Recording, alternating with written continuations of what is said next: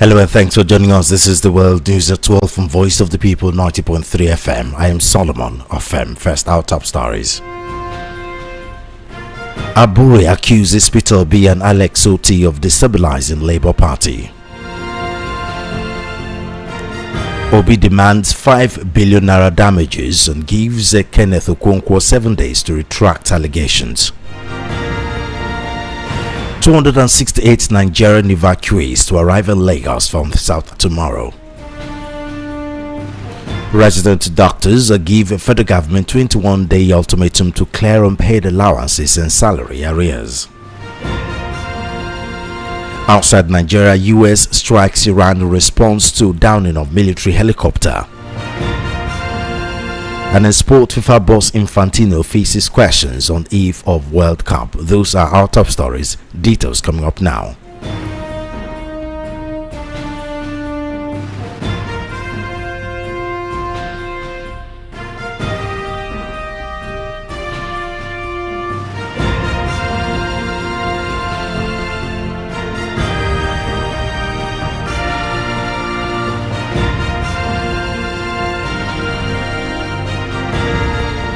First on the news, former Labour Party chairman Julius Abure has accused the party's 2023 presidential candidate Peter Obi and Anambra State Governor Otti of triggering the leadership crisis currently rocking the party.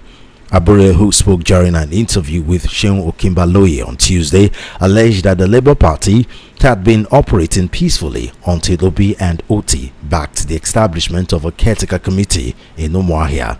According to him, the decision to create the committee disrupted the party's stability and remains the root cause of the prolonged internal conflict. He maintained that the crisis could not simply be ignored because those he considers responsible continue to feature prominently whenever the party's leadership dispute is discussed. Abure also rejected suggestions that he is an outsider within the Labour Party, insisting and instead describing Senator Nenadi Usman as the interloper. Take a listen.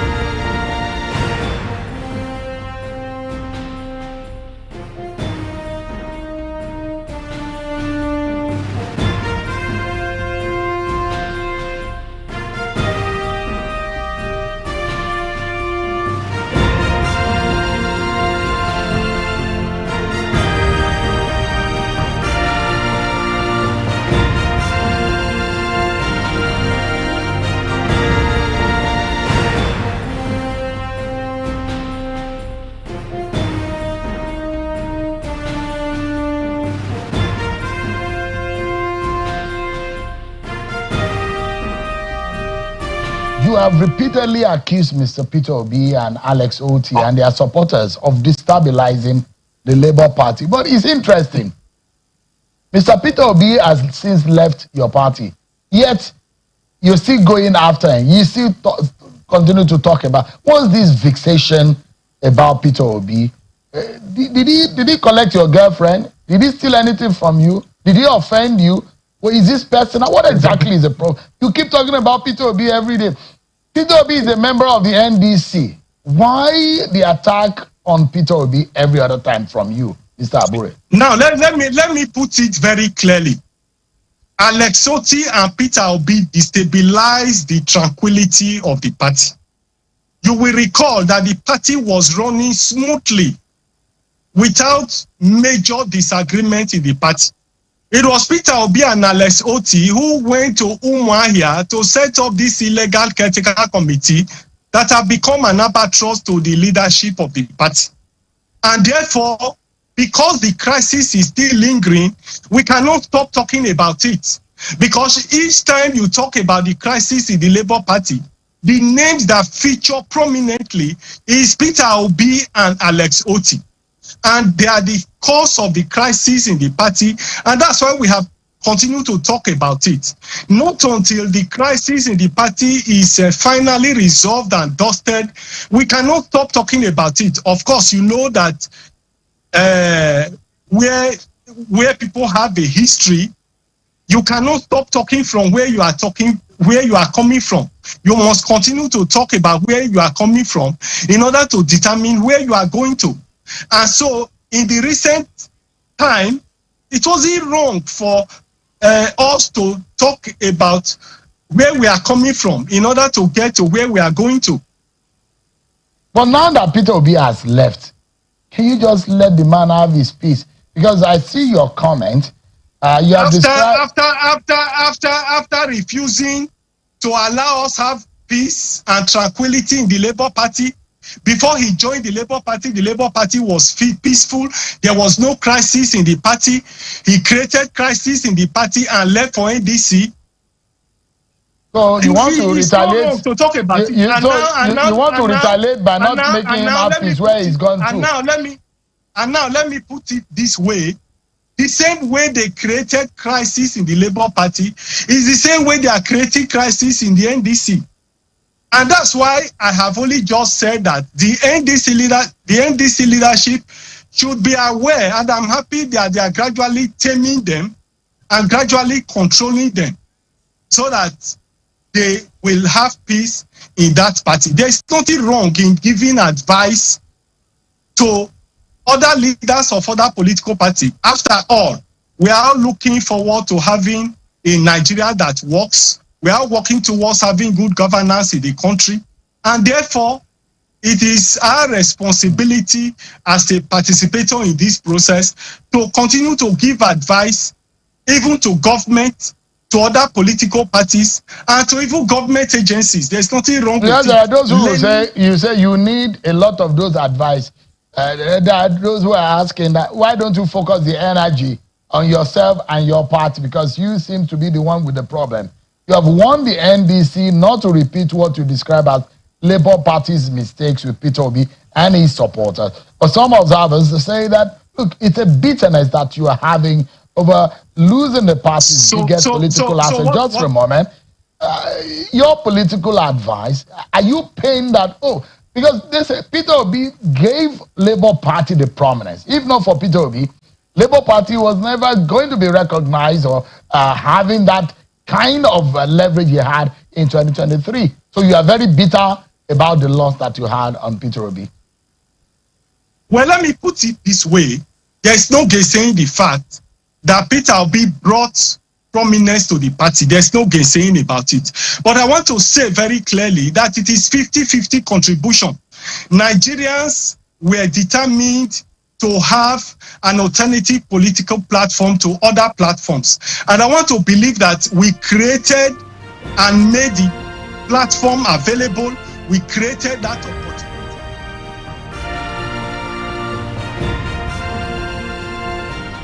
Meanwhile, presidential candidate of the Nigerian Democratic Congress (NDC) for the 2027 election, Peter Obi, has issued a 7-day ultimatum to actor-turned-politician Kenneth Okonkwo to retract what he described as false, malicious, and defamatory statements made against him.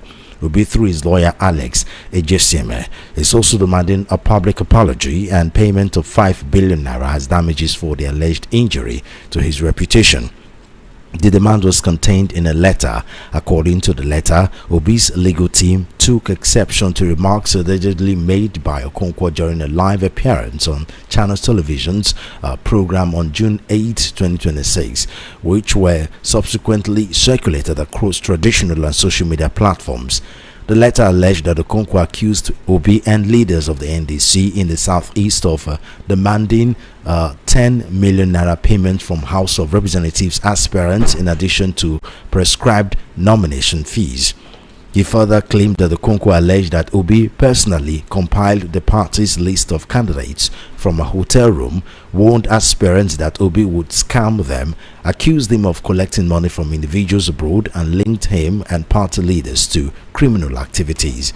Obi's lawyer described the allegations as false, baseless, malicious, reckless, and defamatory, arguing that they portrayed their client as a fraudster, extortionist, and participant in criminal conduct.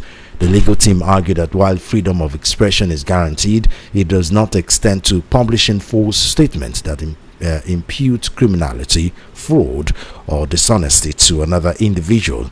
Consequently, Obi demanded that Okonkwo, within 7 days of receiving the letter, withdraw the statement in their entirety, issue an unequivocal public apology, and publish the retraction and apology through the same platforms used in disseminating the allegations, including television broadcast and social media channels.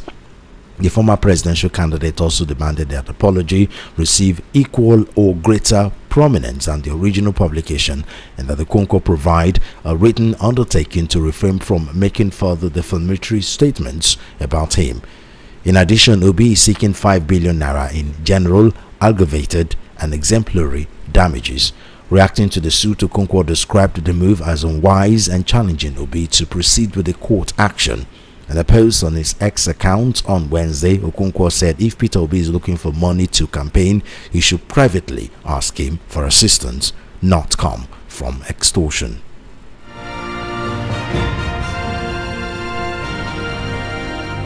Similarly, political parties are racing to resolve post-primary dispute, finalize candidate list, and conclude consultations on running mates after the Independent National Electoral Commission (INEC) fixed June 26 for the release of access codes to its nomination portal and July 11 as the deadline for the submission of candidates' particulars for the 2027 general elections.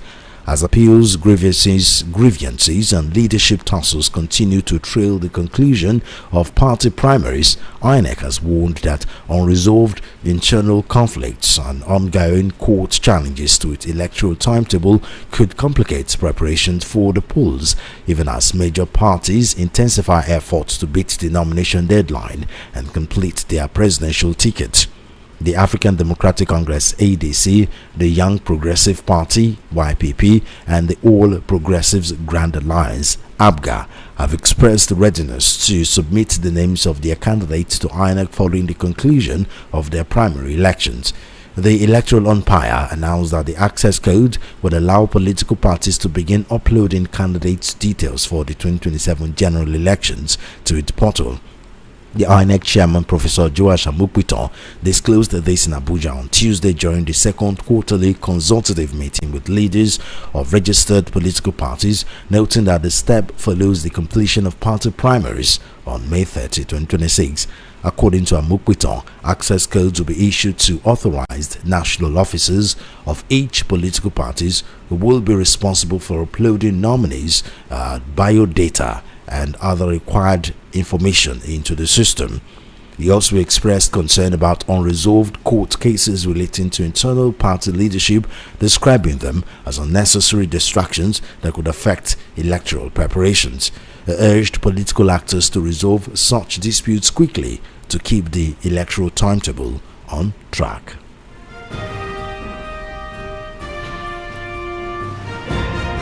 Away from politics now, the first batch of Nigerian nationals to be evacuated from South Africa is expected to arrive in Lagos tomorrow morning. According to the update provided by the spokesperson, Ministry of Foreign Affairs, Kimiebi Ebienfa, an Air Peace plane will depart to the Oliver Tambo International Airport in Johannesburg today with 268 people. The ministry assured Nigerians that the federal government, through relevant ministries, departments, and agencies, MDAs, has put in place necessary reception and support arrangements for the would-be returnees. It added that upon arrival, the evacuees will undergo documentation and profiling procedures and will receive the appropriate assistance and support before being reunited with their families.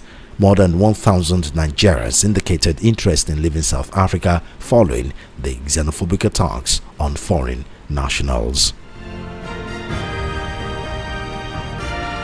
And now to health matters, the Nigerian Association of Resident Doctors, NARD, has issued a 21-day ultimatum to the federal government over unpaid allowances, salary arrears, delayed training funds, and worsening welfare concerns of its members across the country's health sector. In a communique issued after its ordinary general meeting OGM held in Kano, the association warned that it would not be able to guarantee industrial harmony if the issues remain unresolved within the 21-day period. The communique was signed by Mohammed Suleiman, President, Shuaibu Ibrahim, General Secretary, and Abdul Majid Yahya Ibrahim, Publicity and Social Secretary. NARD said the federal government has failed to fulfill several commitments to doctors despite repeated assurances and engagement. The association said it is giving the federal government the 21-day window to commence concrete actions towards the development and implementation of a national healthcare workers assault prevention and response protocol and the initiation of the necessary legislative process to address the menace. NARD also demanded the release and payment of the 2026 Medical Residency Training Fund (MRTF) to all eligible resident doctors nationwide within the next 21 days. It also accused Motunrayo Omidiran, Executive Chairman of the Federal Charter Commission (FCC), of delaying the assurance of letters of compliance to federal health institutions, noting that the delay has hampered recruitment efforts, manpower shortages, and brain drain in this sector.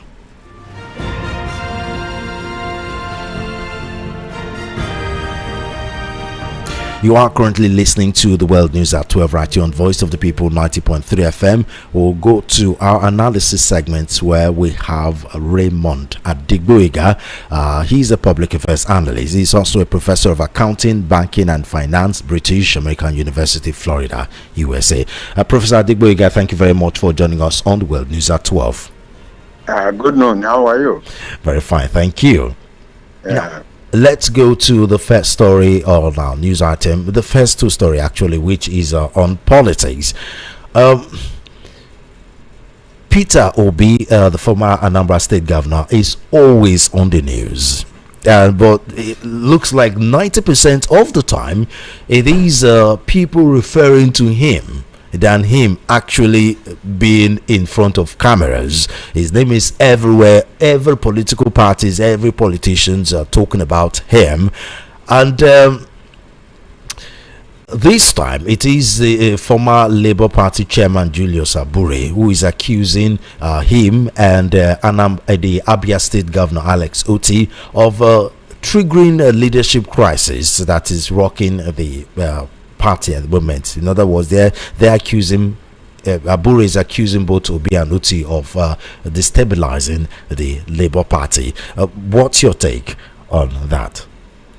Thank you so much. In the first instance, it's very, very sad to see Obi just being used as a weapon. I would say that I don't know why is he moving from one party to the other and causing problems from one party or the other. If Obi has been a person, a good politician and a good administrator, he should have had his own party rather than moving from one place to another. And by that, nobody can be accusing him of creating problem in one place. But that's the thing synonymous with all politicians in Nigeria. The president is the same thing. I agree. That's why we are not getting it right. Because something is happening, the same thing that's happening with all politicians in Nigeria should be happening to everybody. But I always say, for me, I always try to take myself out of this politician. That's why we don't have ideal political party in Nigeria in the first instance, and we don't have the politicians in Nigeria that have the interests of the nation. That's me. Because all of them, they are only after their own interest.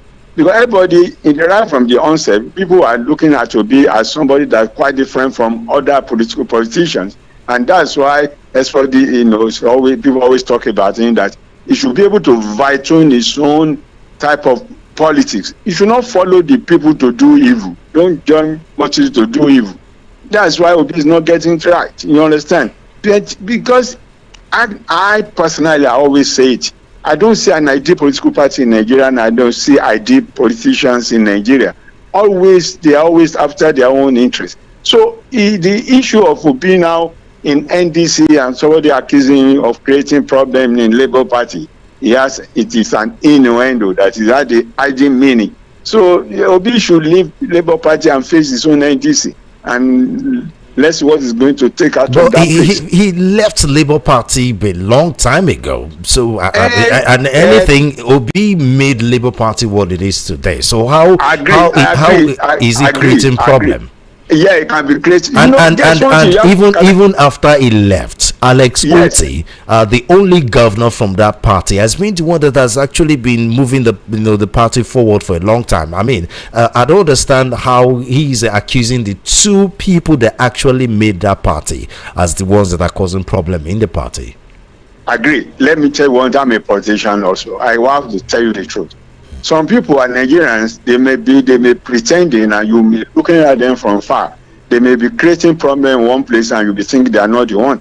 Look at what is happening in PDP today. Do you want to tell me that let's face reality? It's not the hand of APC in PDP. Nigeria, for us to move forward. A lot of politicians are saying it is actually even the APC that is causing destabilization in Labour Party. So but that's not Peter Obi's fault, is it? No. The same thing can happen to Obi and all. I don't trust any politician in Nigeria. I'm saying it today. I don't see any one of them as a serious people. The majority of them cannot administer this country. I always say it. Whether Obi, whether Atiku, whether Tinubu, I'm saying it. We need to start saying reality. We need people that are ready to have the interest of this nation. But we should move away from this inter-party problem, and then we need to move ahead and see how we can build a nation, rather than just creating problem. Who is a candidate, who's not a candidate, who's creating problem. It's not that what we need now. What we need is we need a serious person to stand up and govern this country. You understand? Because I, as a Yoruba man, always say it. This president admission is a failure.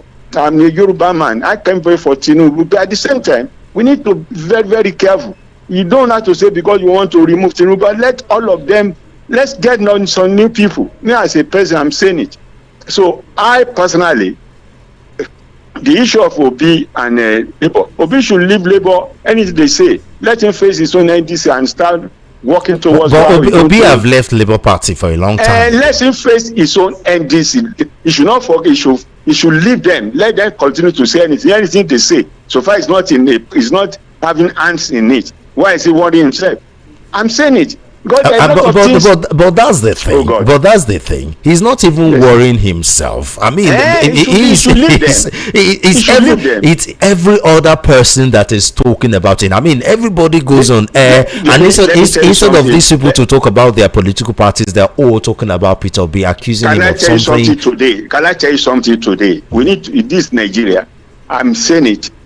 You said something the other time, which is quite true.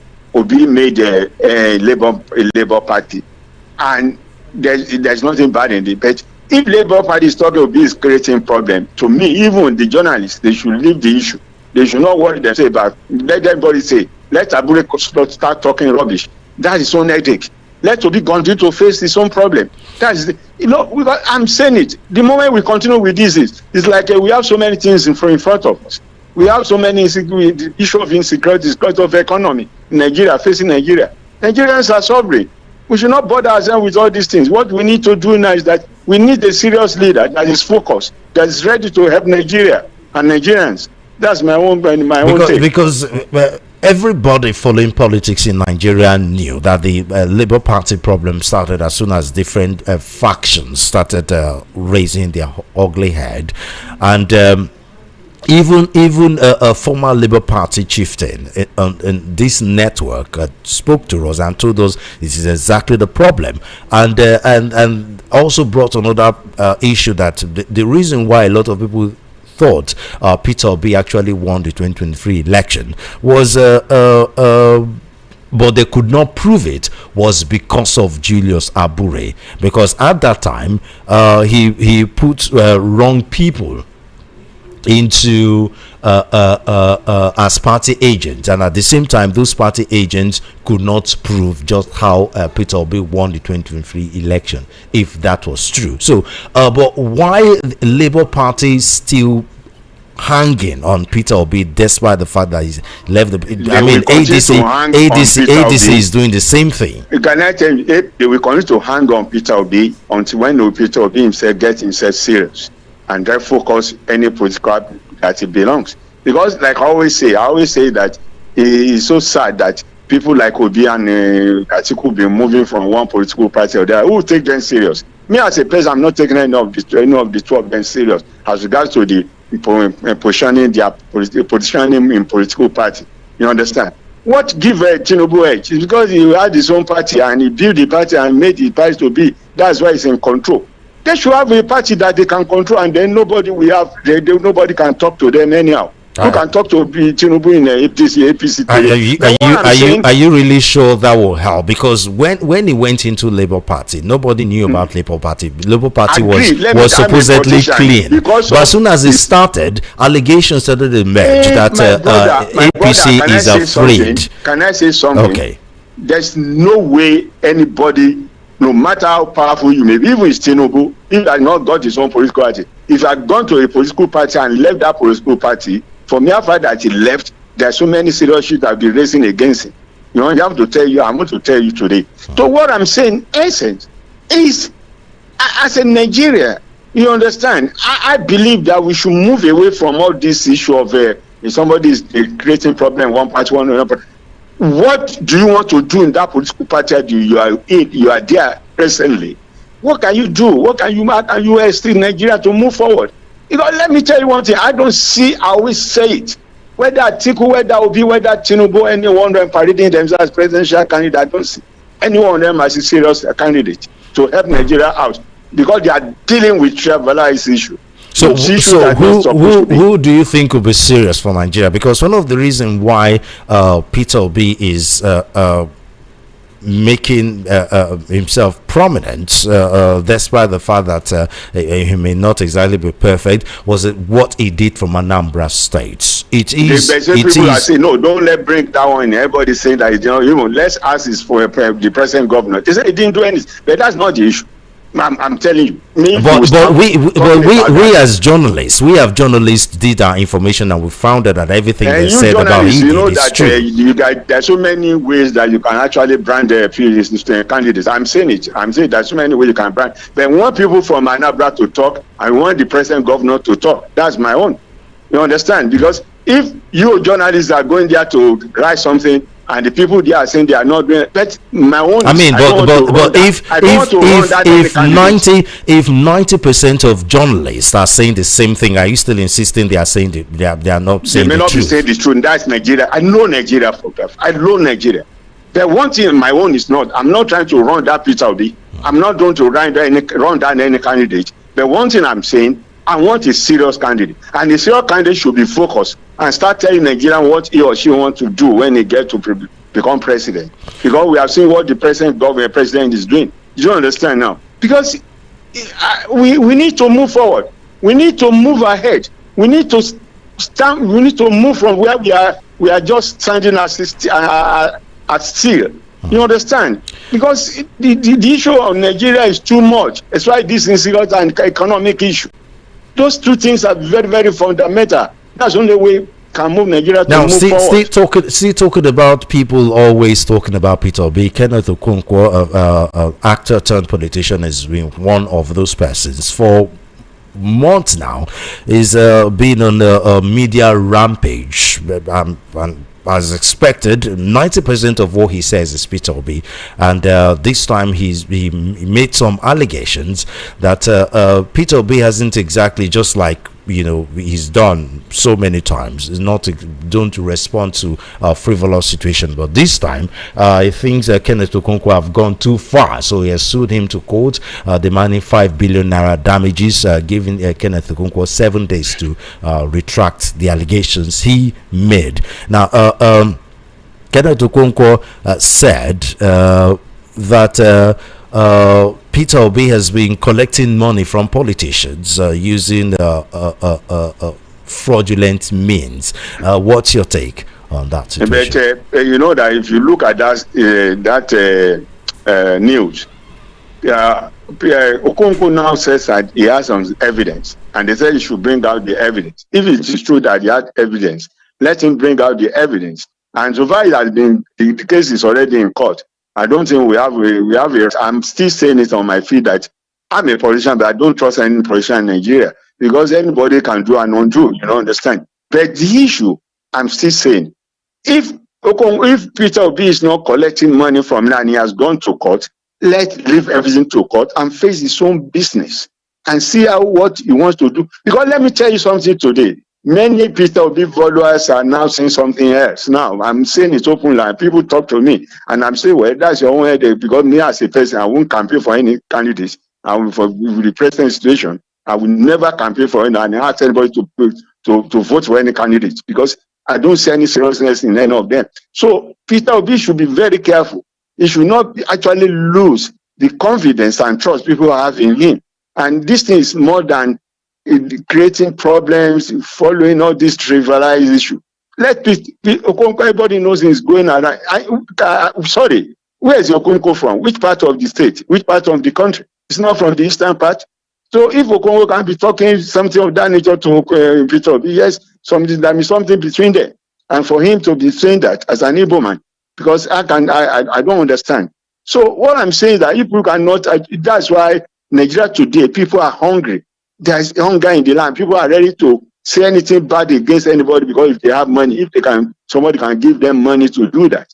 That's what is happening in Nigeria today. So me as a person, my submission is, if there's no element of truth or order of truth in what Okonkwo is saying, Peter Obi has gone to court and should leave the thing to court and let the court make his own decision as regards to that. But Okonkwo is still saying that he has some evidences as regards to the payment of the money by some of these. Right, and that's the thing. He never said he had evidence. I mean, and no, even it's in the news. It's in the news. He has the evidence that Peter Obi has been collecting the money. Well, but look at his response though, because responding to the suit, Peter Obi, Okonkwo described the movement as unwise and said that Peter Obi is looking for money to campaign. He should privately ask him for assistance, not coming from extortion. This is not a statement of someone that have evidence because you are assuming. Let's leave him. I think he has gone to. Is it there's one thing I believe like. If something has got to court, court is there to ask for the evidence. Look at what happened to the case of Jonathan and one lawyer that took him to court that he had no right to. At the end of the day, without being Jonathan actually talking, he won the case. And the court awarded some certain damage against the person that took him to court. These are the things that I always say. If the Nigeria is an IG country that everything works the way it's supposed to work, we don't have to give ourselves or be laboring ourselves on many trivialized issues. You know, the trivial issue should be left. What we need to do now is to look for a serious leader that can actually move the country forward. Me as a person, I've been reading so many things about Okonkwo. I don't see him as a serious candidate, as a serious person. He always says things out of me because of the money he has. So me as a person, if Obi does not want his own personality to be relegated to certain zero level, he should keep on following his political career and try to see what he can do. Okay. If you understand, that's my own person. Let's move away from politics now. The first batch of Nigerians to be evacuated from South Africa is expected to arrive in Lagos tomorrow morning. It was shifted according to the federal government due to the logistics situation, but the xenophobic attack in South Africa is ramping up now, especially as they have a local election coming on in October or November now. I can't remember. So politicians have started using the xenophobic attack as a campaign situation, trying to push out all people that are not South African, core South African, outside of their country. What do you make of this situation? To be honest, it's so sad that the South Africa can actually do this for Nigeria, because you know our role that we played during the apartheid, we were in the front line, and if not because of the Nigerian role, South Africa will have remained until under the colonial era. But as it is, I think South Africa, they will pay heavily for it in the future. And the reason is not because it's not far-fetched, it's because of the situation in the country. If Nigerian economy is so strong and nobody will be able to do this for Nigerians, even many Nigerians will still be in this country using their energy and the little they can do, money they have to actually develop the nation. I think it's because of the poor economy and the bad governance in Nigeria that actually caused this thing. But South Africa is going to pay for it. And they will pay dearly for it. I'm saying it. I just pray that we live long to see all these things, because by the time Nigeria stabilize and our economy is on the line, we in South Africa agree there is because of the white people, they have actually managed their economy to that level, and that's why they are doing that. They will dearly pay for it. So I just but here's the thing though, when they were asking, Kimi Bienfa about the situation in South Africa, she didn't exactly give any concrete response about what to do with South Africa. All their planning is trying to evacuate as much South Africa, as much Nigerians as possible from South Africa. But how do South Africans pay for this betrayal? It looks like the federal government don't have an answer to that. You know why? You see, there's one thing you have to realize in the first instance, that if the Nigerian government has been on their, they have been doing well in the country, they'll be able to make pronouncement and say that, well, let Nigerians come, if they leave South Africa alone. But by the time we are not be able to even able to do so many things in Nigeria, the economy is so bad, people are suffering, even the Nigerians presently in the country are suffering. That's not making Nigerian government to have the confidence of making any statement as regards to the way the South Africans are dealing with Nigerians. But there's something which I believe that by the time we get it right in this country, you will see the government will be able, many Nigerians who live in the first instance, and Nigerian government will be able to stand on their right and say that, what are you going to do over there when you have all the benefits, when you have the opportunities in Nigeria? And you have to realize one thing. If you look at what is happening in South Africa, Nigerians actually building their economy. They don't know. And by the time majority of them left, then you will see politics. The first instance, how can somebody say a nation that is making money and its people suffering?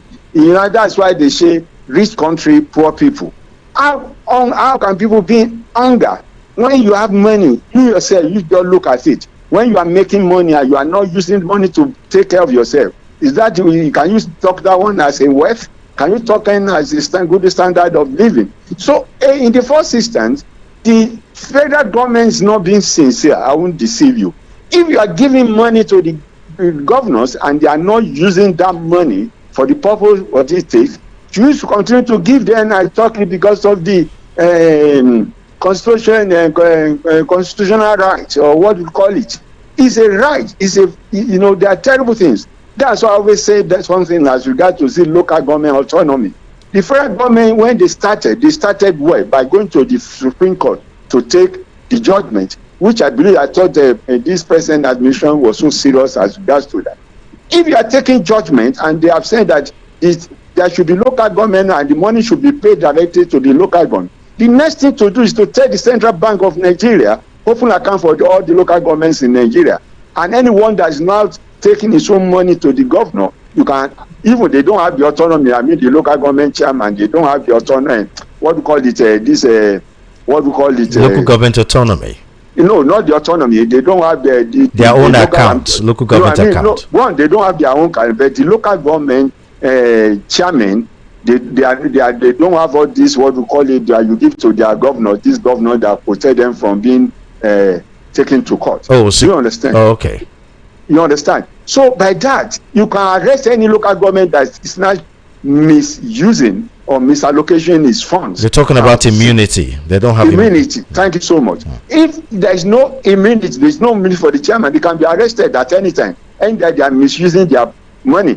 And at the same time, I expected this present administration to have a licensing officer in every state, and the licensing officer that be following the local government allocation, how it's being utilized by both the state and the local government. And anyone that is not using the money for the purpose for which he has been taking the money for can now be arrested, can now be queried, and if he's found guilty, can be arrested. Even the government, even the governor that have immunity, they will compile this after the expiration of the administration. So for me, there's no sincerity from the federal government. Let's take it from that. There's no sincerity from there. Something is hanging between the presidency, the accountant general of the federation, and how the money gets to the governors. Majority of the local government, the chairman, are not actually operating their own accounts. And by that gives a lever to the state governor to misuse the funds. So there's no sincerity from the federal government.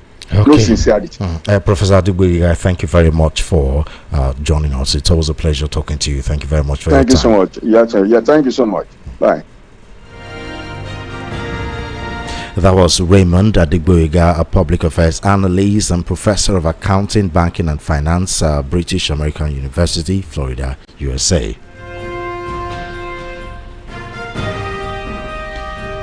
And now to foreign news. The US says it has carried out a series of strikes on Iranian military and surveillance sites in response to the downing of an American helicopter in the Gulf. Air defense systems, ground control stations and radar sites were targeted near the Strait of Hormuz, the US Military Central Command CENTCOM said. In response, Iran's Islamic Revolutionary Guard Corps (IRGC) said it launched strikes on 21 sites at US bases in the region, one in Bahrain and the other in Jordan, while Kuwait's army said it was also intercepted an attack. The US has described its strikes as a proportional response for the Apache helicopter downing on Monday, while IRGC described the attacks as vicious. US President Donald Trump had earlier accused Iran of shooting down the helicopter and said the US must, of necessity, respond. The two crew members survived and were rescued by an American Sea drone.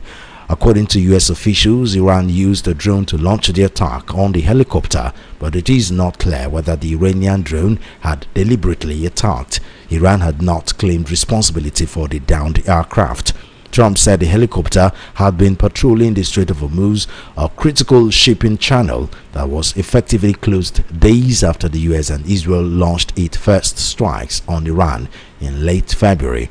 On Wednesday, the IRGC said US strikes had damaged a telecommunications tower and 2 water tanks, and added the US had targeted the sites of Jask and Sirik in Kashim, an island in the Gulf. And finally, on our sports news, FIFA President Gianni Infantino is set to face the media on the eve of the World Cup on Wednesday as off-field distractions dogged the build-up to the tournament. Infantino is likely to face tough questions about sky-high ticket prices and an immigration crackdown that has seen a top referee, fans and team officials barred from co-host in the United States.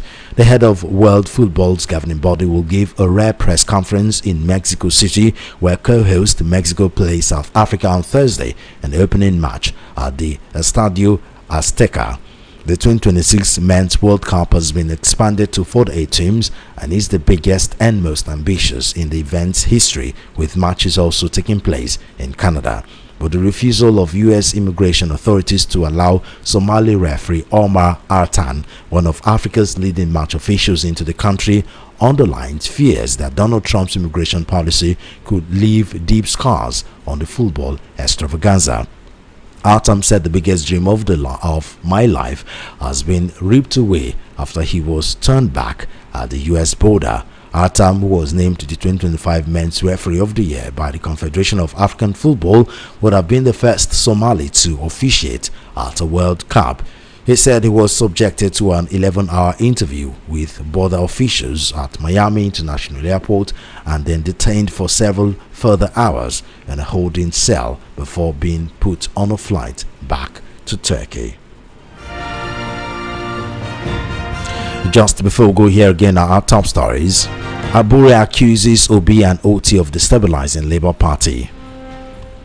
Obi demands 5 billion naira damages and give Kenneth Okonkwo 7 days to retract allegations. 268 Nigerian evacuees to arrive in Lagos from South Africa tomorrow. Resident doctors give federal government 21-day ultimatum to clear unpaid allowances and salary arrears. Outside Nigeria, US strikes Iran in response to downing of military helicopter. And in sport, FIFA boss Infantino faces questions on eve of World Cup. And that to wrap on the world news at 12 on Voice of the People 90.3 FM. I am Solomon Ofem.